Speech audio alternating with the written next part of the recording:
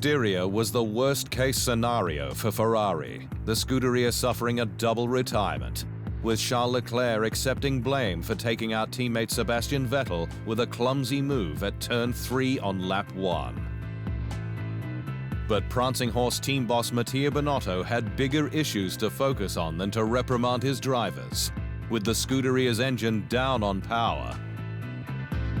While its aero upgrades failed to fire, with Ferrari getting just one car to Q3 for the second straight weekend, for the first time since Canada 2015. We do not need to hide ourselves behind our fingers, Binotto said. Some accidents may happen when you start in the midfield. Lewis Hamilton continues to fight for human rights issues, the six-time F1 world champion kneeling on the Styrian start line with 11 other drivers, before celebrating his win with the Black Power salute. It was the second time Hamilton took a knee, an addition to F1's own End Racism campaign, with 14 of 20 drivers present also doing so at the season opener. The second, a more impromptu display, with 12 of 16 present kneeling before the national anthem. "I think we have to be non-judgmental," said Mercedes team boss Toto Wolff. "None of the drivers, even the ones that are standing, are racist. We need to respect everybody's point of view." The kneeling drivers were seen very briefly on the TV world feed, with the gesture allegedly not built into the schedule as at round 1, where all F1 drivers were present and wearing End Racism t-shirts. Hamilton has not ruled out taking a knee at future events. Polish veteran Robert Kubica was in action for Alfa Romeo Racing at the Red Bull Ring last weekend, with the 35-year-old taking over regular pilot Antonio Giovinazzi's seat in Friday's opening practice session. Kubica finished 18th fastest, 0.3 of a second off 2007 F1 world champion Kimi Räikkönen in the sister C39. The session, however, was topped by Racing Point's Sergio Perez. Kubica was drafted in to refine the data collected from the season opener at the same track and refine adjustments to the car. The Pole an effective developer, with his role clear from the start. I will be in the simulator working with the team, trying to develop a new simulator for our team. I will have opportunity also to drive the car, and hopefully I can also integrate in the engineering group and learn from my side, from bit different perspective of Formula 1, and hopefully also help a team. Kubica's return to Hinwil this year was a homecoming, with the Pole making his F1 debut with Sauber, the squad behind Alfa Romeo Racing, in Hungary 2006. He also scored the team's only win at Canada 2008. Four-time F1 world champion Sebastian Vettel has taken another step closer to retirement, with Red Bull and Racing Point slamming doors in his face during the Styrian Grand Prix weekend. The German, who will leave Ferrari in frustration at the end of the season, having failed to bring the crown back to Maranello, has admitted the next few races will determine his future, even with the competitive 2021 seats now all snapped up. "The race is now extremely important for myself, and then we will see in the next couple of weeks and months what is happening," he said. Vettel's former boss Christian Horner gave him a definite no, one backed up by Red Bull motorsport consultant Dr. Helmut Marko, with Racing Point boss Ottmar Safnauer stating his lineup is locked in for 2021. Vettel's options are now limited to AlphaTauri, where he effectively won his first race, Alfa Romeo Sauber, where he originally made his F1 debut, and Williams, where he first tested an F1 car, the squad at the back of the grid. Ferrari will celebrate its milestone 1000th Grand Prix on home soil and at its own track Mugello, with the Italian circuit and Sochi in Russia added to the calendar, making 10 events confirmed to date.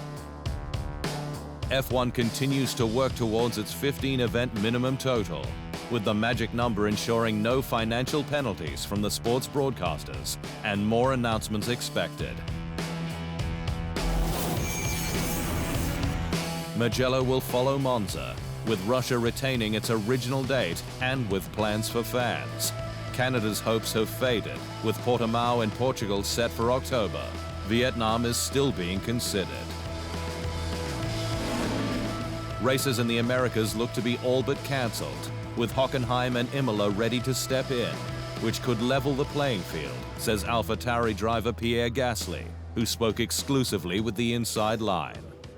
I think it would be great, especially if we can go overseas, you know, like to add this, not really new tracks because they've been part of Formula One at some point, but in the last few years we haven't been there. I think it's always nice or always more exciting when you come to this kind of new track where everybody starts from scratch more or less because you don't really have any references from the past years.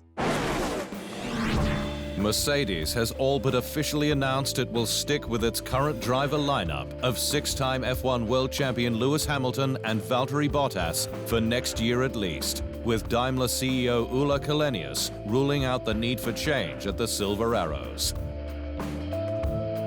Daimler's chief executive was in Austria for the start of the season and squashed any rumors of Sebastian Vettel joining the side for an all-world champion lineup. "We're staying with our two boys," Källenius said. "With Lewis and Valtteri, we already have two top drivers who perform at the highest level." It's alleged Mercedes has already agreed terms with Bottas, with a deal struck in principle for him to remain. F1's new normal, with masks and team bubbles for social distancing, has enabled its return during the COVID-19 pandemic. But governing body the FIA is cracking down on breaches to safeguard the sport. With Ferrari's Charles Leclerc warned in Austria that he must follow the sport's protocols after he returned to Monaco and was seen with friends and no mask. Mercedes' Valtteri Bottas escaped a warning, with the Finn also returning, but remained in his social bubble, a rule that must strictly be followed as part of the FIA's new code of conduct, one that does not preclude travel between races as long as people remain safe. It was Ferrari's second warning after Sebastian Vettel was spotted talking to Red Bull's Christian Horner and Dr. Helmut Marko in the Austrian GP paddock, and all three seen without masks. Daniel Ricciardo has flatly refused to hand over his RS20 to two-time F1 world champion Fernando Alonso, heading off any future requests from Renault for seat time to get the Spaniard up to speed. Alonso was confirmed as Ricciardo's replacement last week, the 38-year-old returning to F1 after 2 seasons out. But while the Australian doesn't have a problem with his successor sitting in on meetings, he says that he doesn't see the need to give up valuable track time. "I heard the words, 'help Fernando Alonso,' and he doesn't need any help," he said. "It didn't look like he's slowed down at all with age. I mean, his last season in F1 was a pretty strong one." Alonso has already begun texting future teammate Esteban Ocon on the squad's plans to move further up the grid. Red Bull's Alex Albon has admitted driver fitness could be a factor in this weekend's Hungarian Grand Prix, with the tight and twisty track the third punch in an opening triple header. And Budapest now far earlier in the season, giving the grid less time to be prepared for the 14-turn physical assault. Normally we'll arrive to Hungary with however many rounds we've done. And so by the time you're in Hungary, it's all kind of easy flowing. As you said, there's 3 weeks, so we won't have much rest. Albon is expecting a vastly different challenge to Austria's Red Bull Ring, where F1 has been for the last 2 weeks. Hungary's layout, similar to a karting track, putting the driver's fitness to the test. Austria is quite an easy circuit with few corners and quite a lot of breathing time in between with the long straights. Once we get to Hungary, that will quickly change.